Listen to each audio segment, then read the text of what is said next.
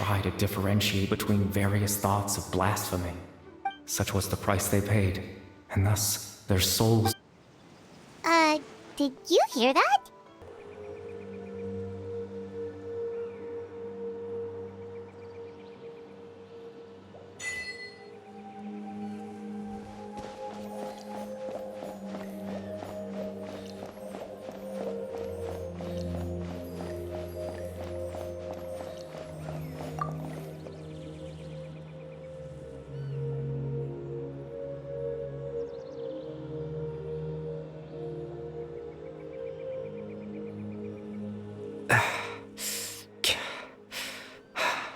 I suppose you could call it the realm of my consciousness. I'm someone who no longer exists in the real world, after all. It's nothing. I still have enough strength to play the part of a good host. I've always hoped that I'd get the chance to talk to you like this, and now, the time has finally arrived.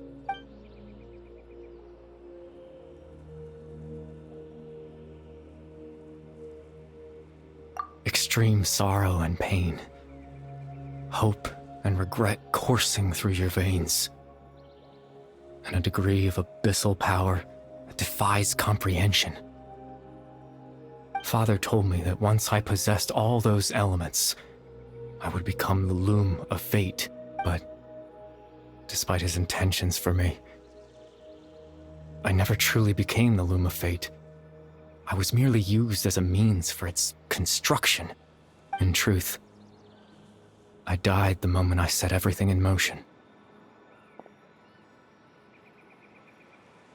The person you see before you now is nothing but a remnant of consciousness left over within the loom of fate.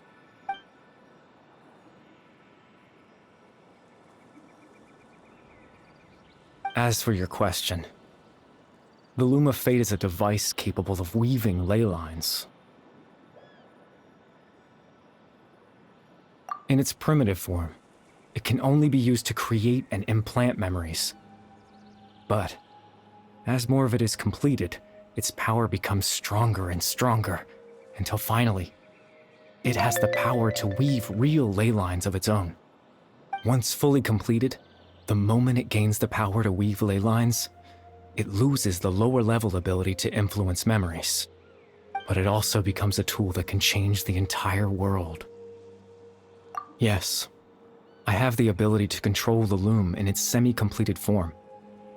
I suppose you can think of it as a form of compensation. After all, its existence cost me my life.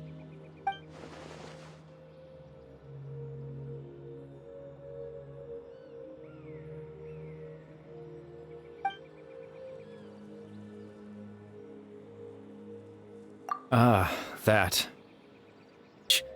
But for you as well.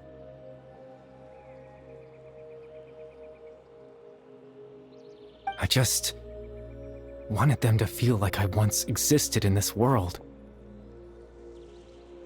As if I had a chance at life.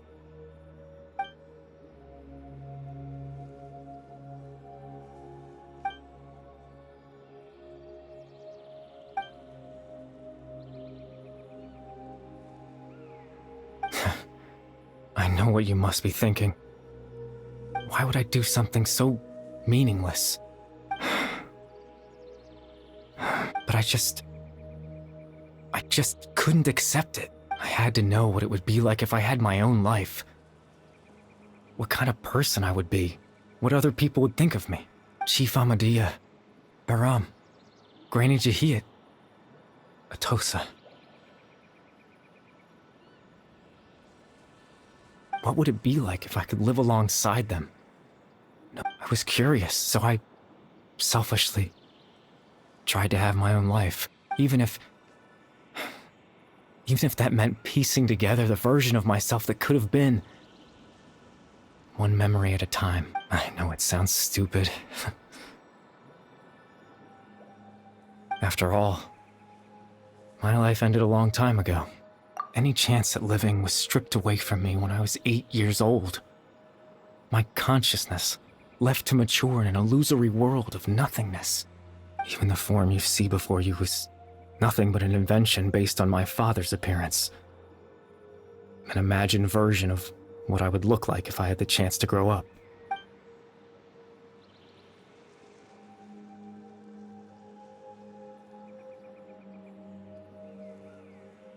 I know. But there's nothing I can do to make them find me. If I could exist in the real world, I would return without a second thought and surprise them with the suddenness of it all. But, well, that's not possible for me.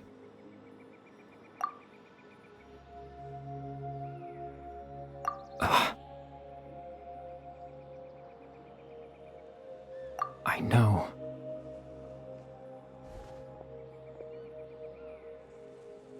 Captain Dainsleif. Twilight Sword, you mean? No need to meet up with him. Things should already be settled on his end. Exactly. As someone who could only exist in people's memories, the fact that I'm able to talk to you in my consciousness like this can only mean one thing. The loom of fate has already been completed.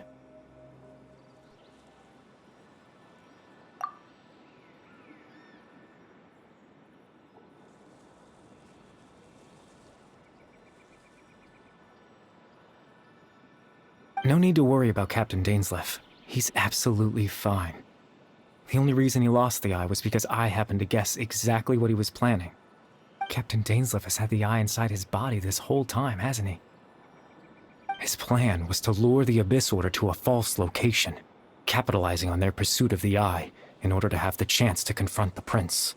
He would then hand the eye to you and tell you to take it away from that location. That way, Captain Dainsleif could accomplish his own goal and ensure the safety of the eye all at once. A very thorough plan. That's right, because in his mind, he had given it to you already.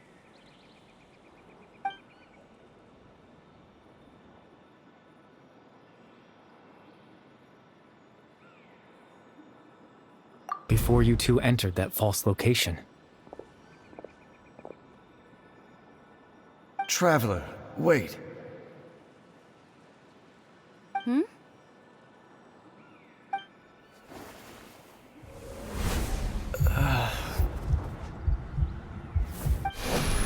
We've no time to lose.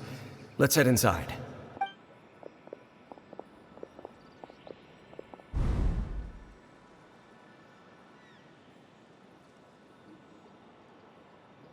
That was when I implanted the memory of him handing you the eye. Given the tense situation at that time, Captain Dainsleif failed to notice anything out of the ordinary, and took that memory to be real. I'm sorry, Traveler, but I needed the Loom of Fate to be completed. And to do that, we had to retrieve the eye.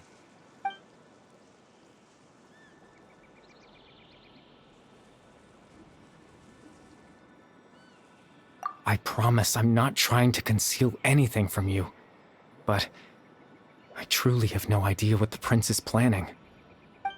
Tevat's ley line system is deeply entrenched in the planet. Creating new ley lines can neither replace nor extend the ones that already exist. In the face of everything they could be planning, I fear I'm too insignificant to even get a glimpse of the bigger picture. In any case, I had my own use for the Loom of Fate, and my goal, at least, has been achieved. You remember my father, don't you? Clotar Alberic.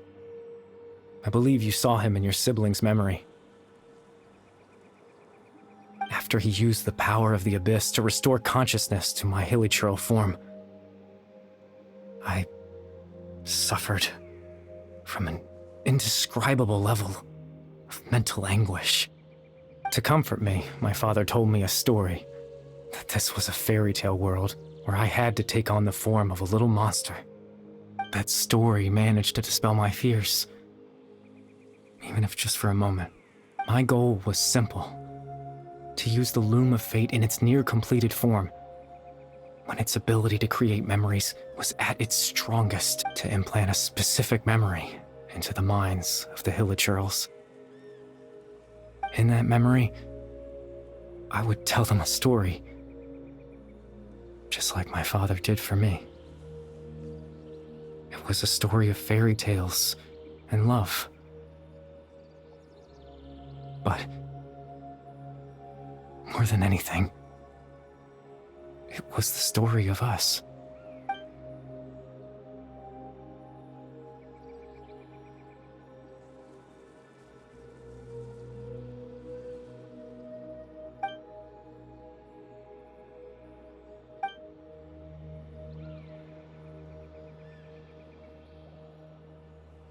I can't change the world.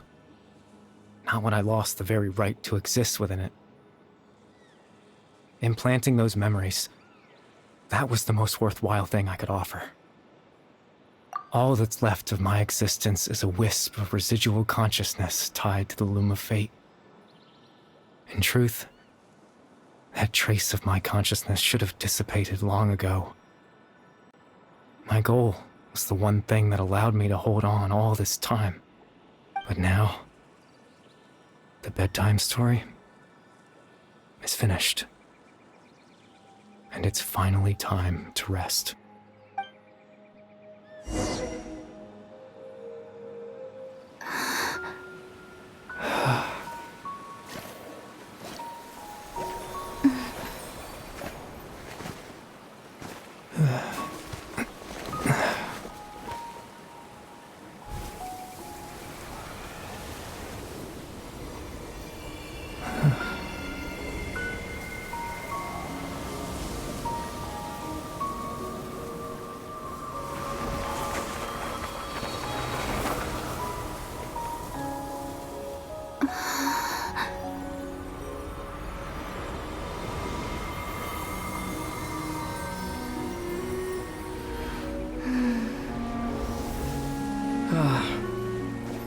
Looks like I was too late to see Kari Bear one last time.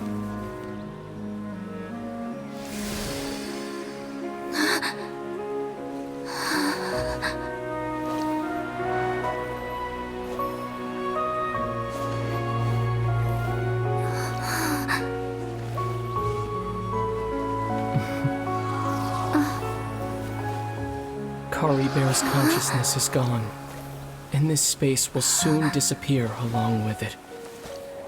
Neither of us belongs here. That's why we're not tangible.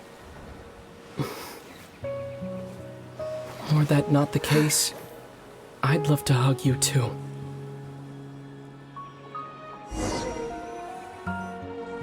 Well, how about a conversation?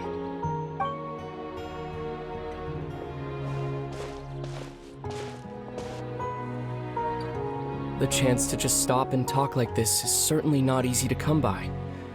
Wouldn't you agree? That battle earlier was tough. The one against Dane, I mean.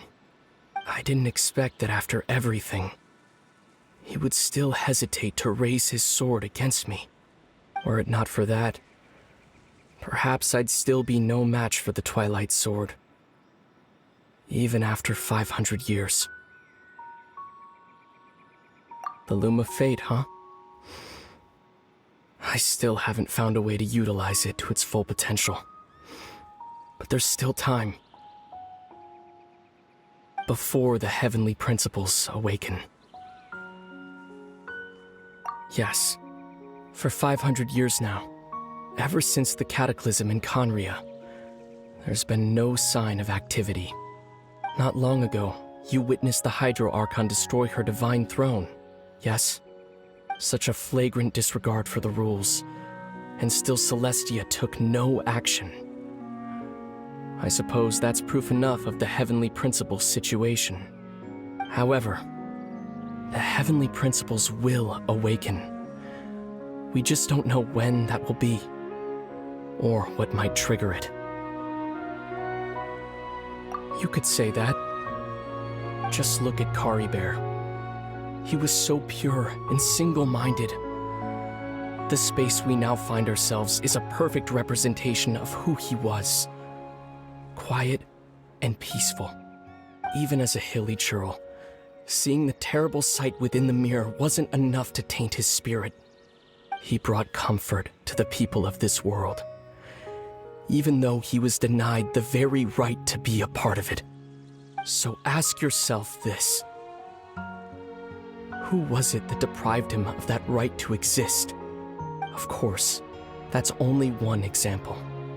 My feelings about the heavenly principles are too complicated to explain in just a few words.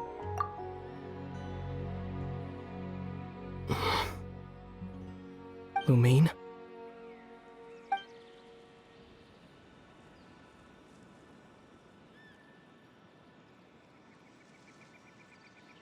You're the only one in this world who calls me that. There's so much I wanted to ask you. But for some reason, I'm not interested in asking those questions right now. There's just one thing I have to ask. One thing I could never understand. Why? Why can't we continue our journey together?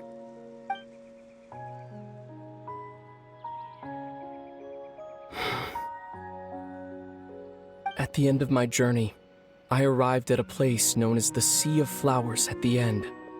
Do you remember? A long time ago, when we traveled between worlds together. You told me you wanted to find a place in the universe where that one flower was in full bloom. To have a place like that suddenly appear before me? Well, would you think of that as a coincidence? You mean? I miss you too, Lumine. But as this war continues to rage, and as I continue to seek that final answer, I don't even know how to face myself sometimes. Let alone my own sister. What's going on? This space has lost its tether. I doubt it'll be able to exist much longer. In fact, aside from our ability to physically interact with each other, there's something else you should know about this space. With Kari Bear gone, we won't be able to remember anything that happened here. Everything in this space will be wiped from existence, including all memory of our reunion. You're only telling me this now?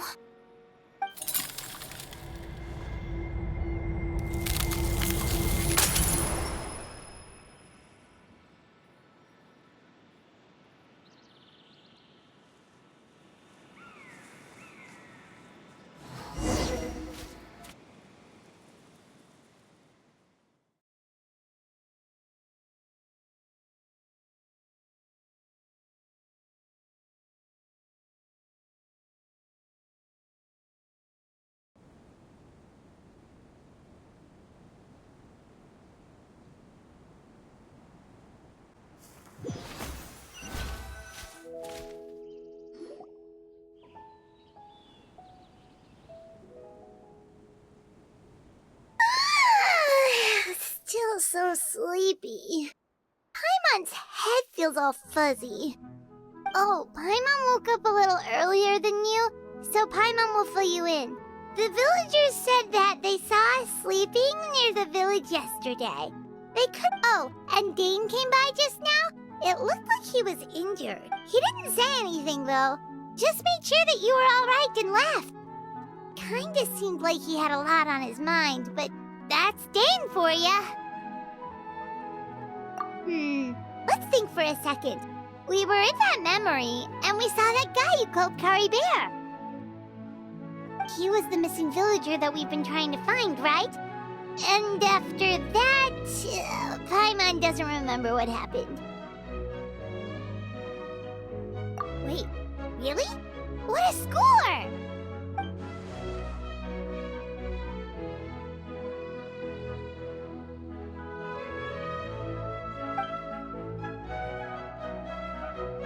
Well, what happened after that?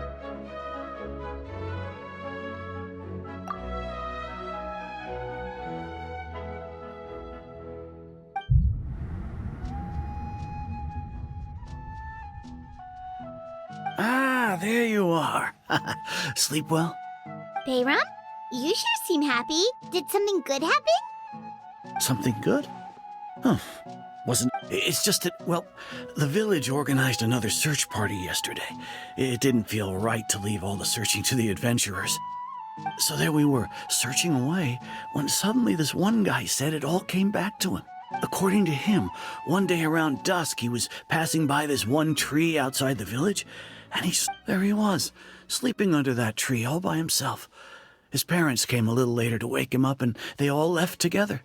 It looked like quite a happy family, apparently. And after that, well, we all started to feel like that really is what happened. Kind of. Oh, and we also remembered his name, Curry Bear. Now, that's not a name you hear every day. Would have been helpful if we remembered it sooner. Well, I hope he's happy wherever he is, and we're all relieved now that we know what happened.